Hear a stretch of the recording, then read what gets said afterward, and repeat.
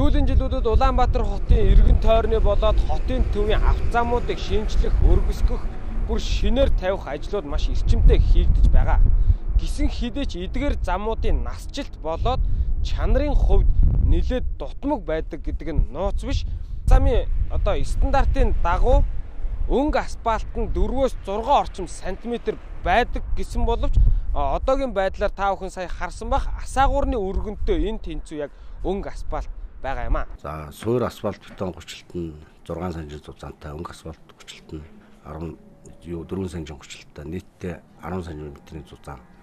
Тийм 2 үе асфальт бетон гүчлэлт бол ерөнхийдөө хийж байгаа. Яг ер нь цуслангийн замд бол асфальт бетон гүчлэлтийг бол 1 үе 5 см-ийн асфальт бетон гүчлэлт хийж байна. Энэхүү манай улсад мөрдөгдөж байгаа стандартын дагуу автозамын зузаан нийтдээ 10 см байх ёстой гэдгийг мэргэжлийн хүн хэлж байгаа ч амьдрал дээр өнгө асфальт нь хэмжээндээ огт хүрэхгүй байгаамаа.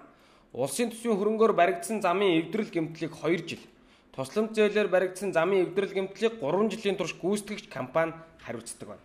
Асфальт бетон гүчлэлтийн доотлолт бол гүчлэлтийн хийц, ботолсон чулуун суур, баталсан чулуун суурийн доотлолт хөлдөлтөөс хамгаалах үе буюу чиг тэслэх үе гэдэг 30 санжаар хийдэг. Тэгээд суурийн доод үе энтергээд тэгээд алангийн үе энтергээд явчихна л да. Энэхүү замын стандарт тэр бүр дагаж мөрдөгдөхгүй байгаагаас үүдэн шинээр тавьсан замууд хагарч цуурдаг, үер усанд урсдаг байдал гардаг. Энэ бүхнийг гүйцэтгэгч байгууллага нь 2-3 жилийн туршид нөхсөн болж байгаад хариуцах хугацаанд дуусангууд үндсэндээ мартдаг.